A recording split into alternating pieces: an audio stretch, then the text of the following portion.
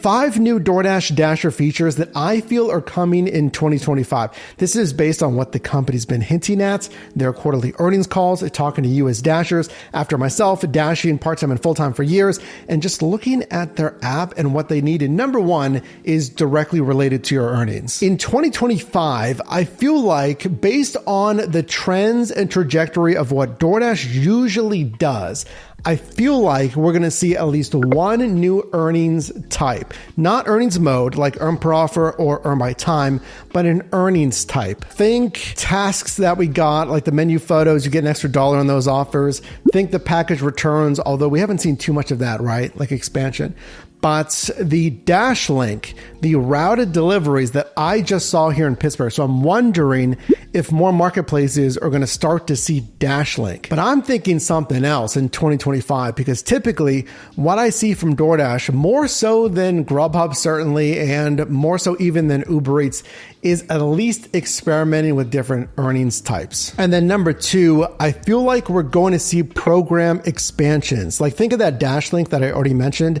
It's a routed delivery option. It's kind of like Amazon Flex, which is really unique on DoorDash. I'm going to go to a centrally based warehouse. It's somewhere in your marketplace. For me, it's like 20 some minutes away. You go there and then you get your delivery route. But kind of nicely, you can decline the route offer. It's not like Amazon Flex where I just have to take a time shift and I have no idea where I'm going. At least, yes, it's routed. I can see the pay. I can see the mileage, which is different than Amazon Flex. But if I can actually see the map, the visual of the route, then I can see obviously where I'm going. Dash link is starting to expand. Think of the Dasher preferences. That's another thing. So Dasher preferences still isn't nationwide. Let me know if you have Dasher preferences to turn off or on offer types that you might want or not want. Think shop and deliver, cash on delivery. I like to see, here's another thing that they might add in 2025, is further breakdowns of how I can tweak Dasher preferences. If I don't want grocery, I can turn off grocery, or maybe even further breakdowns of that. If I don't want to do any Walmart, Target, or like specific stores maybe. Or maybe I want to, here's actually a great idea. I just thought of this. If I could turn off shop and deliver for certain item counts, I think that would be fantastic. I don't want to do any shop and deliver, grocery, convenience, or retail, maybe have those markers as well.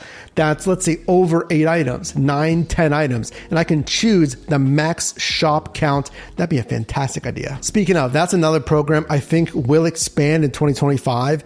And this is something we saw all in 2024 and mid to late 2023. It's the expansion since the creation. They've only expanded these programs of shop and deliver, the convenience, the alcohol, and the retail as well. Basically what DoorDash calls new verticals. Think anything that's not like standard restaurant runs. 100%, I think that's going to expand in 2025. Number 3, I think we're going to see a new bonus structure for Dashers in 2025. And this is not new. DoorDash is always changing, really every single year, something to do with bonus pay.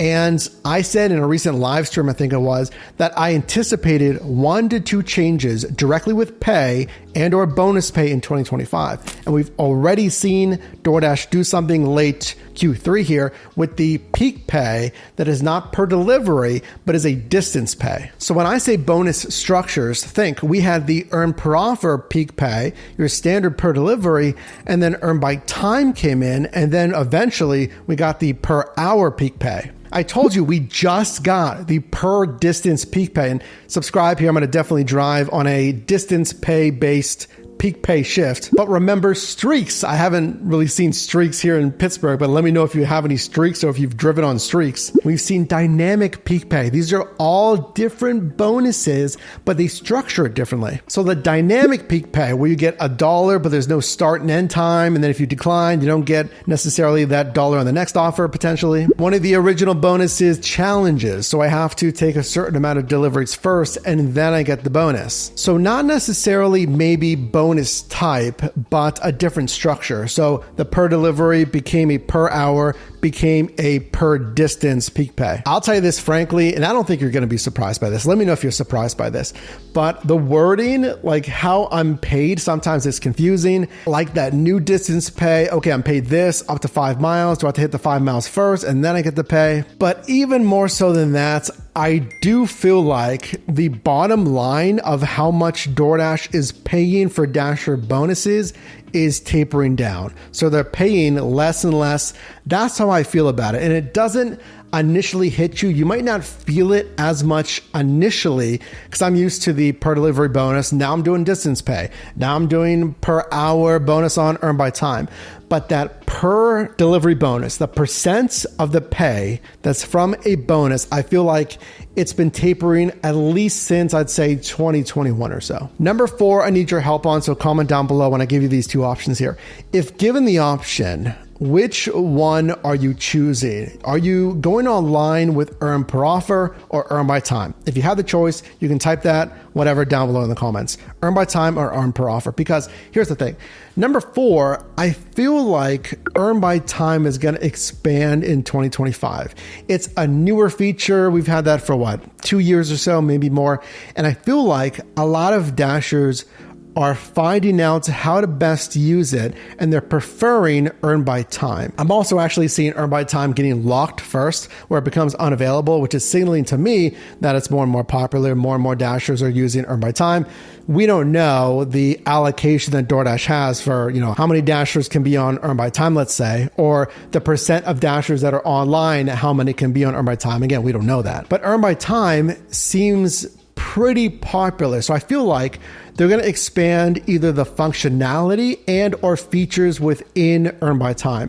So remember I said there's the hourly peak pay now. So I'll get an extra $2 per active hour when I deliver it. There's going to be something else I feel expanded in that earn by time to make it more, I guess, appealing would be DoorDash's goal there, but something else in there that we could use when you're on that earnings mode. And number 5, something that's almost guaranteed, that I see this all the time. They do this every single year. It's a suite of, I guess we could call it quality of life updates. So app layouts, albeit I know Grubhub just updated their driver offer card. Finally, I think that layout was not as optimal as it is now.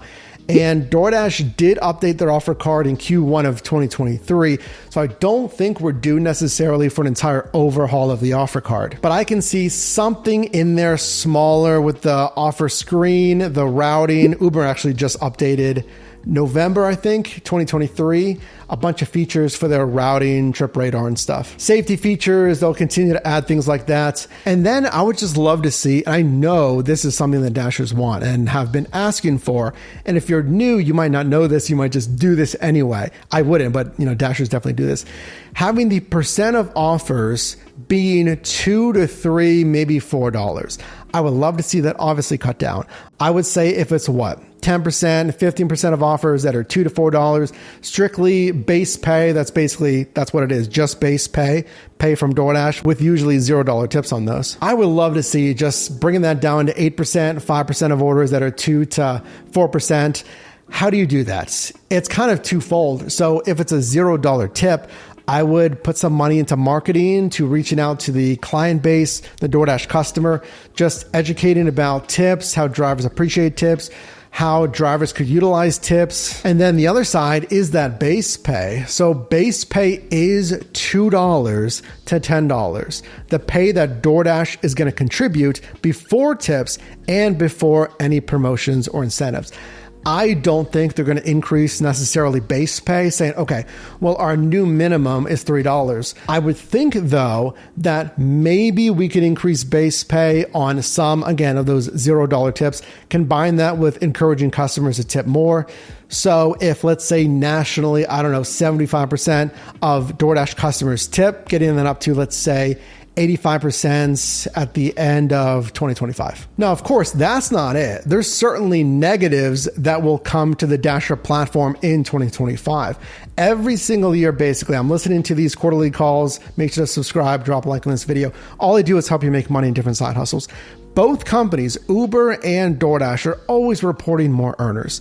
So they have 7 million plus earners, couriers, drivers, respectively, on their given platforms. I don't really see that going down necessarily in 2025. With the stagnant, recovering economy, what have you, I think that number is going to stay the same, obviously most likely increase in 2025. So there's always that argument of saturation. I will say both Uber and DoorDash are adding more and more merchant partners on their platforms. The verdict, though, is will these new features, offerings, maybe bonus types, program expansions, will it make life easier for you? Will it give you more earnings modes, offer types?